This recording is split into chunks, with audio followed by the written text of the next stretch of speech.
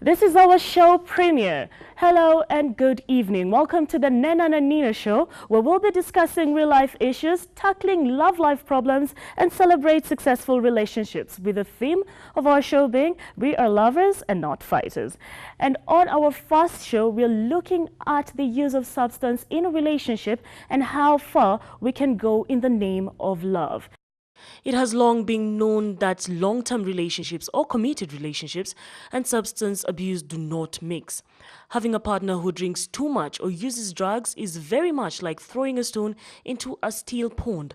The effects ripple out and influences all that is near. In the case of a partner who uses drugs or drinks too much, the effect is felt by his or her own children, relatives, friends, and co-workers. However, many would argue that aside from the abuser, the greatest price is often paid by the abuser's partner. There are several telltale signs that drinking or drug use by a partner is causing harm to the relationship, to the point that help from a treatment professional may be needed.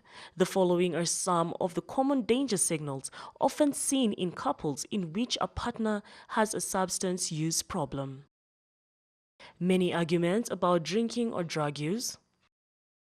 A partner reporting that he or she drinks because using alcohol or drugs to reduce tension or stress.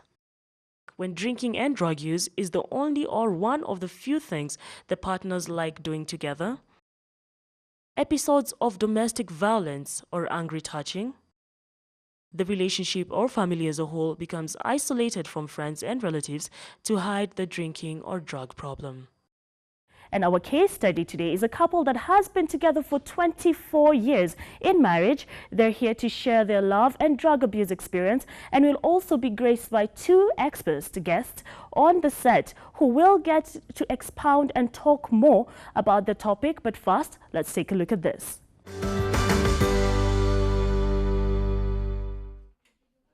Meet the Malluci family. 24 years later, 4 children, a number of businesses, and a strong marriage.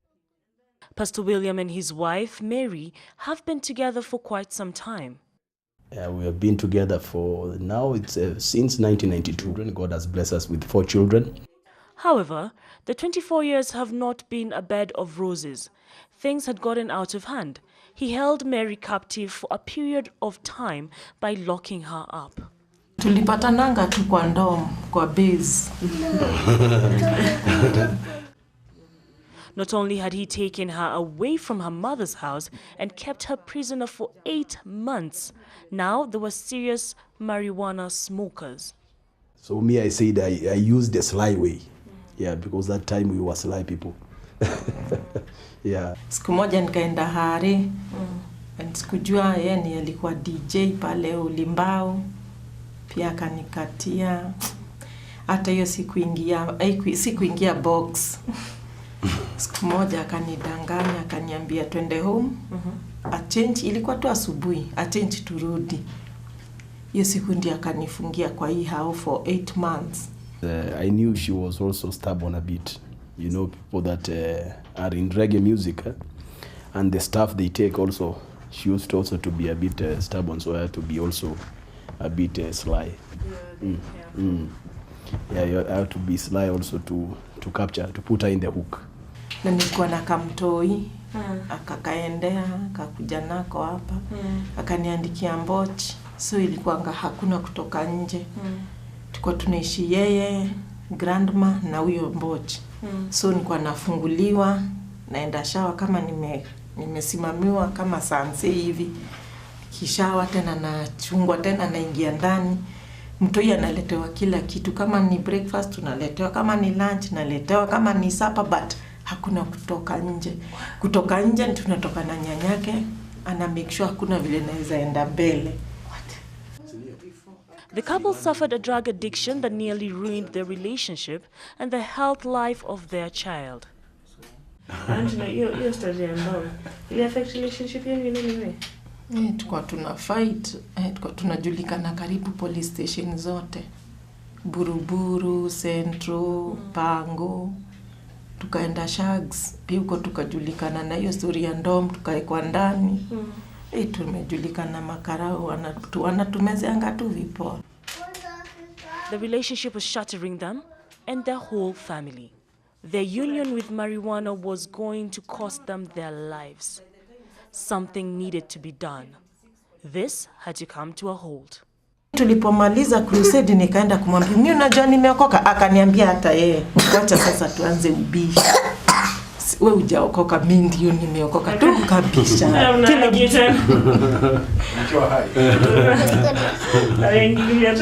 Kabisa, na wewe hujaokoka, mimi ndio nimeokoka. Nikaanza na ile ndoo juu tulikuwa tumebai ndoo mob ya tenga kama 7 hizo siku. Imeiva. Nikamwambia tunaenda kuitupacho. Akaniambia tuwezi, tuvute kabisa ikisha. Ndio sasa tutaacha kabisa. Ndio sasa tusimamie mambo ya wokovu kama tumemaliza. Tulivutia kwa pasta Uhuru akatuchukua akatuhamisha kwake Kisii.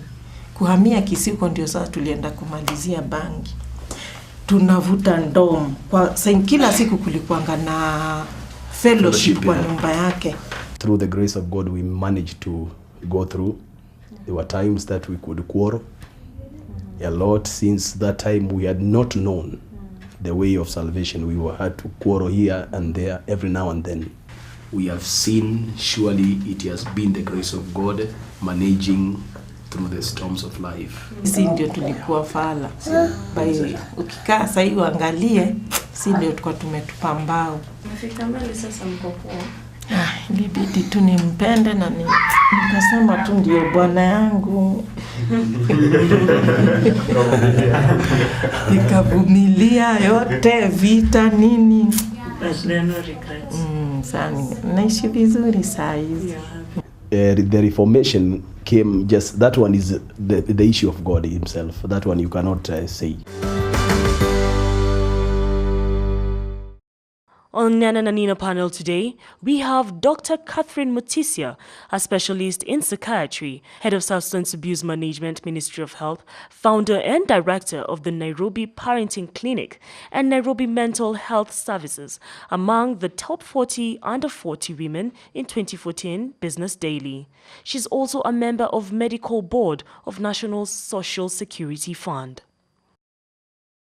We also have David Ogot, who's a drug abuse awareness advocate, spearheading the GoingHome.com Trust, among other initiatives.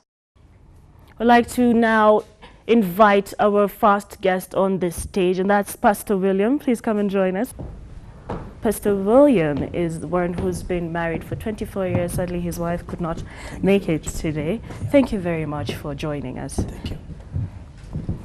Now, we took a look, as a single, took a look at the feature and would like you to please tell us, how is it that you got the energy to actually pick your wife? You decided that you're in love, but you decided to pick your wife. You got the energy to take her and keep her in the house for 8 months.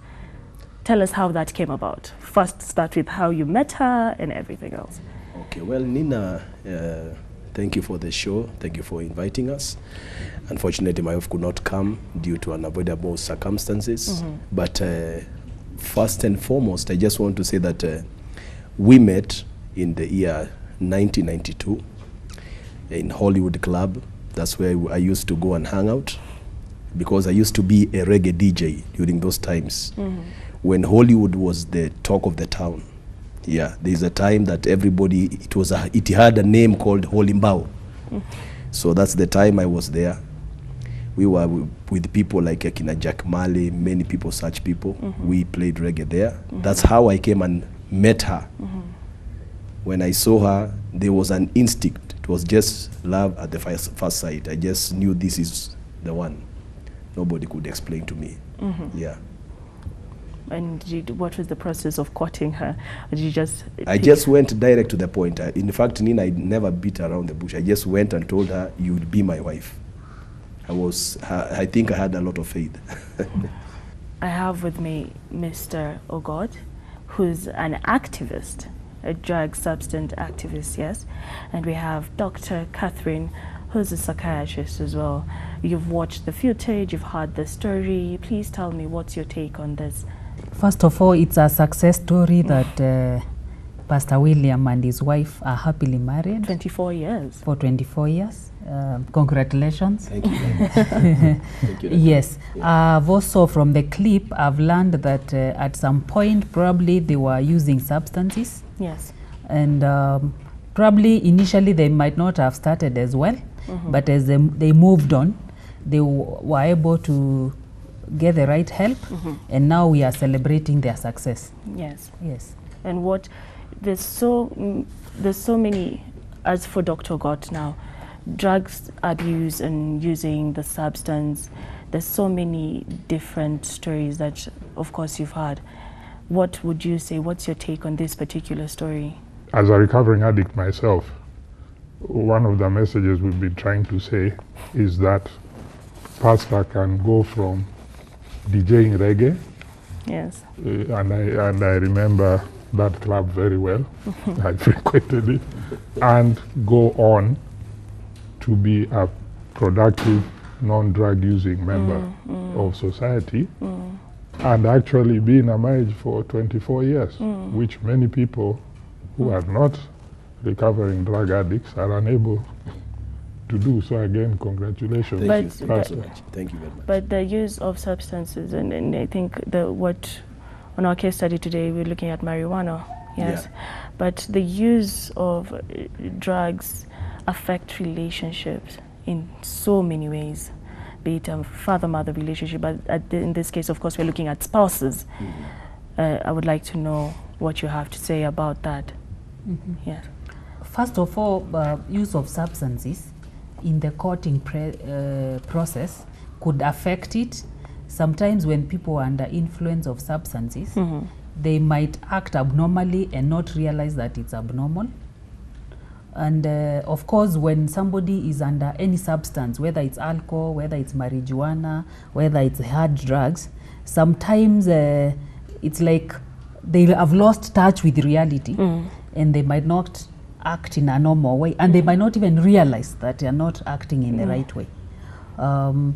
Drugs can affect people in different ways. Even once you're married, we know that even use of substances when a woman is pregnant, it could make the baby be born with health problems, health complications. And even when they are breastfeeding, if they continue to use substances, it can affect the baby. And the bonding of the parents and the child when they are young. When people are under influence of substances, that will also be affected.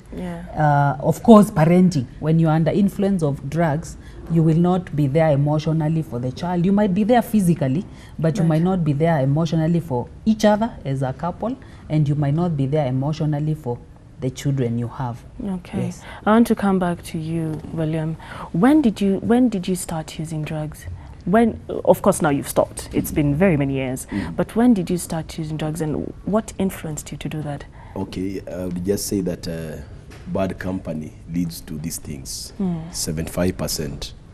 Because when you meet people that are taking these things, they influence you to take it. Me, I began taking it when I was in school in 1989, Ruiru High School. There's somebody who introduced me to that, because that school, I would say most of them was smoking marijuana, most of them. So I began in the school there. That's the time I used to start it. And when you met your wife, did it influence you to go court her? But when you met her, she was using drugs as well. Yeah, for her also, she was taking marijuana that time. And so we met and we said, now, since all of us are taking it, then it will help us to be in unity. Because one mind, we were saying it unites the people. So that's the way we were seeing it. Ilo's idea, you saw that you're now one. It's better to stick together. But now that's another problem, to have not only one. It's already a problem in a relationship to have one person who's using the substance, but now to have two people, doesn't that make it even more dangerous? Yes, it is. When you're looking at a drug abuse situation, actually a person's reality is altered. It's like you're in a parallel universe. It's like, think of a mirror, how you see your reflection, but you're actually behind the glass with the reflection being opposite. And to the addict, that is their reality. So they can't understand what's happening on the other side of the mirror, so to the normal people. So you're disconnected from reality, you're in your own world. You are mostly unable to keep a job going. So how do you get income? As Dr. is talking about the emotional detachment. And now when you have both parents in that situation, and then children are on board, everybody shuts down. So children take on different roles, like for adults, and everybody shuts down. We actually call addiction a shame-based disease. So this is our problem. We don't talk about it outside. Everything is managed, from your emotions right down to everything. Excuse me, is managed to present an appearance to the outside world that all is well. And at many times even the addict is having a feeling something is wrong, but they're not connecting what is wrong with their drug use. In fact, that drug, as Pastor is saying, we say it unites us. It's the only thing which keeps me sane. That in fact, without this drug, I would actually go mad, not realizing that most of your problems are emanating from because of the drugs. Yeah. Now, with that fact, I want to go back to the part of the story where we had, he took the woman and put her in the house for 8 months. And I want to take it from your angle, Daktari. 8 months is a long time.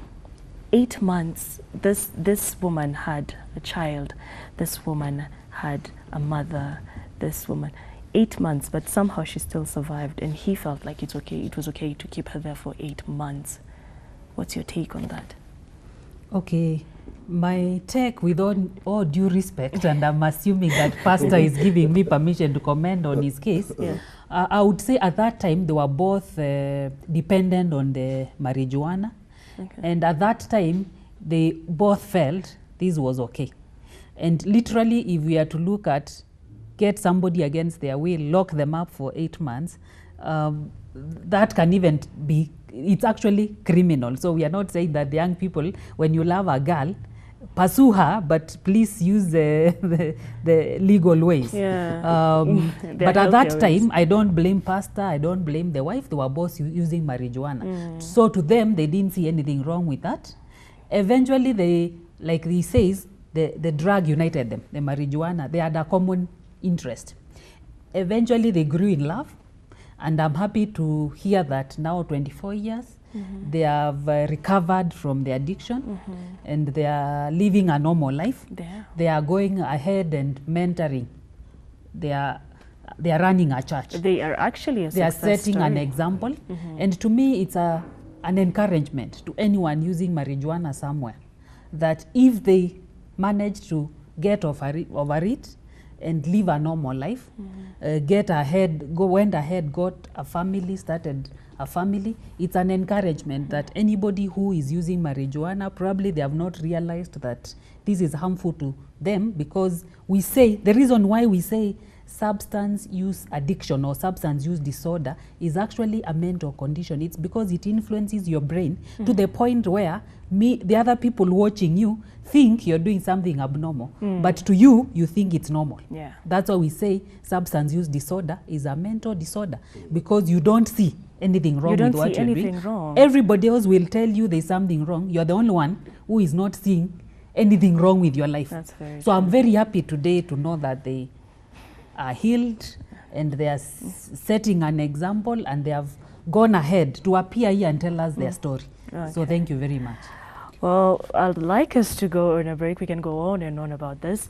We're going to take a short break, and as we said, we also celebrate relationships. And in the next segment, we're going to have one good musician, one beautiful lady, but we're only going to see her after break.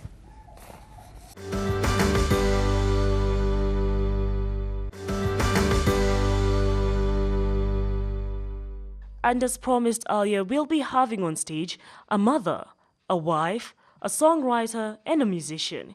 Here is Nika the Queen. A very beautiful lady indeed.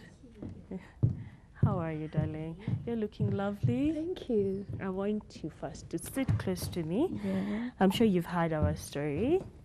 Yeah, I have. Nikulizaje? Yeah. Wewe, I know you're married. Yeah, First of all, married. how's your relationship going? So far, I can't complain. Uh-huh. Definitely, relationships must have ups and downs. Uh-huh. But at the end of it, it's how you hold each other's hands Uh-huh. and come out of it victorious. How long have you been married? I've been married for 3 years now. 3 years. Yes. That's great. And I'm blessed with 2 kids. Wow. Yeah. And you're looking like that.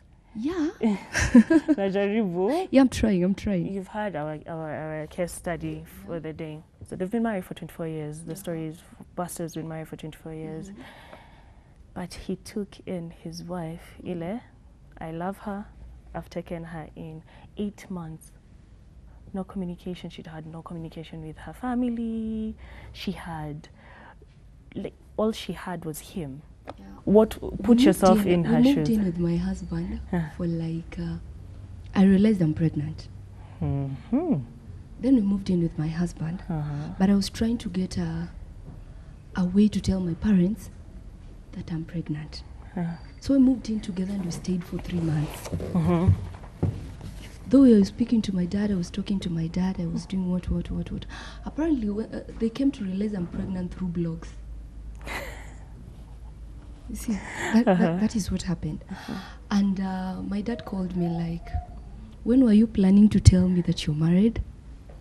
Or when were you planning to tell me that you're expectant? And I was like, Dad, I was looking for because my firstborn was out of wedlock. Uh-huh. Get? Yes. My firstborn is 5 years old. So I was trying to think, now I tell my parents again, I'm pregnant with the second kid out of wedlock. Haiwezi kuwa. Get? So the only thing I had to do, I sat down with my husband, and my husband was like, babe, this kid is a blessing, and we are going to hold each other's hands, and we are going to tell your parents. But now let me compose myself first, because me myself, I was too scared. So I was like, babe, you're the one who is going to do all the talking. You see? So when the blogs came like Dr. Fweneke and the wife are expecting a baby, what. Then there's a sister of mine who is too sharp, is into social media and stuff. Then he was like, Dad, I'm telling you, my dad called me for like 2 hours lecturing me. You see? So at times, utapata, maybe they do want to say because of the situation or the circumstance. Or maybe they had their own reasons on why not to tell it out yet. Or at times you might find out that maybe the parents are against the guy. They don't want the guy. I want our psychiatrist to say something on that, like her situation. Most girls end up sometimes getting pregnant, or you come, we stay, and sometimes even the parents are too harsh. And how do we go about this? Parents are harsh. Parents don't like the guy. How do you go about this? Yes. Maybe to bring in that, studies are showing that the youth are engaging in sex, but us as parents want to assume it's not happening.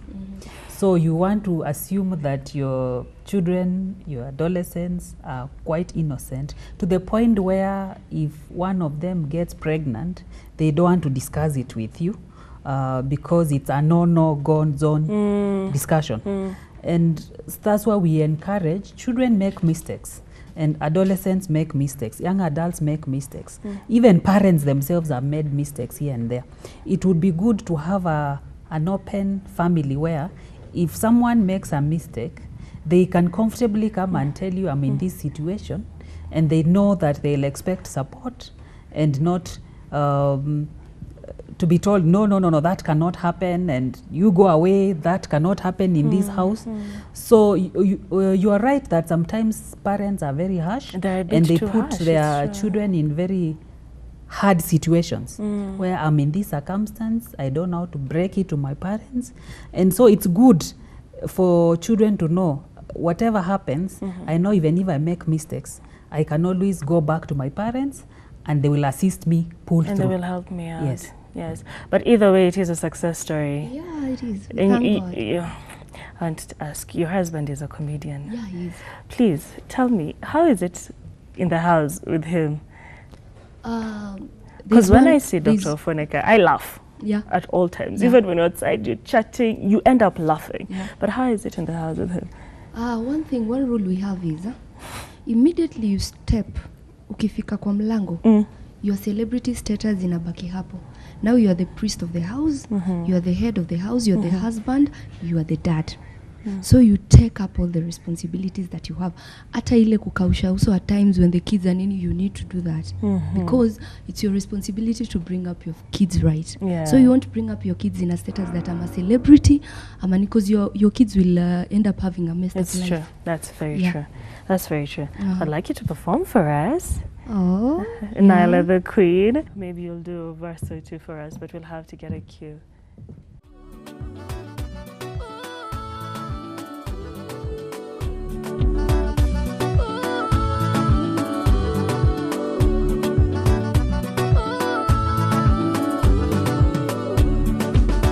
Mawazo kibao yananisonga mie, marafiki wa ndani wamenikwepa mie, nikidhani nadidimia nikapatana na wewe, mpenzi wa kweli nishatambua ni wewe, nilikuonja kidogo nikawapa mimi kisogo, walinipenda kidogo umenipenda mimi sana, unanipagawisha pagawisha pagawisha.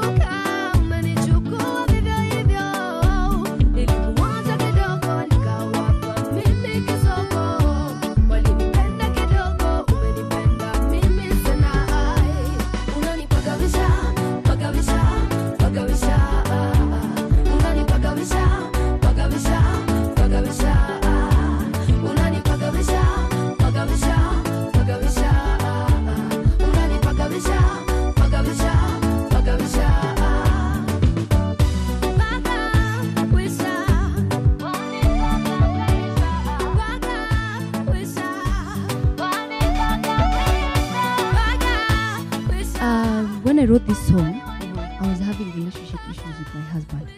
At that time, it was we were going through. You see, zile mama zenye unatrengi kuruka zinakushinda.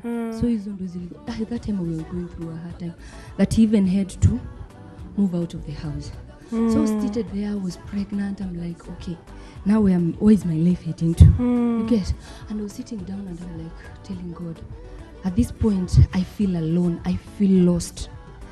I want you to deliver me through all these hardships. And when you do, kindly give me a song to remind me of what you've done for me.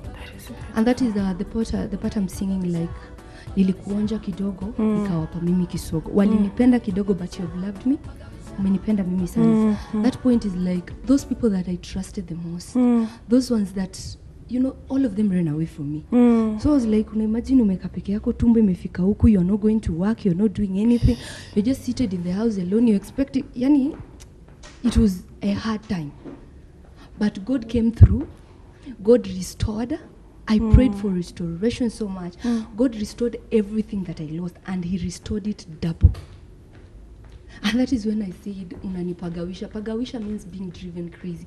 Yani the love of God towards me, yani inani drive crazy totally. Yeah. See, and that is when I came up with a song. Yeah. Well, it's a beautiful song. I'll have God. to have you back here Oh, so yeah, that you you can give me that should. story properly. It's should. going to inspire In fact, I'm many. releasing my new song next week. After this all groove whatever.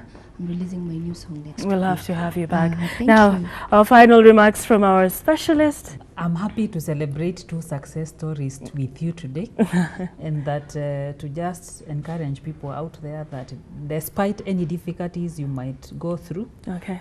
you can always pick it up together and succeed. Yes. And especially when it comes to marriage, which is your theme here, Yeah. that many young people think that marriage can no longer work.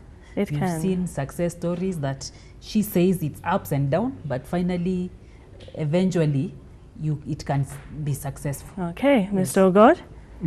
Again, congratulations, 2 stories. I love the song. One key word is communication. Whether it's drug abuse issues, relationship issues, you need open lines you need to be able to talk. You need, if it's your kids, if it is your spouse, you need to be able to talk and talk openly so that you deal with whatever issue it is and move on. Yes. When there's no communication, things fester, things boil, things explode. Okay. Well, thank you very much for joining me today on the Nena and Nena show. You've had communication is key to success. We've had 2 success stories, 3 years and 24 years. I'll see you next week right here on this stage on Neighbor Africa TV.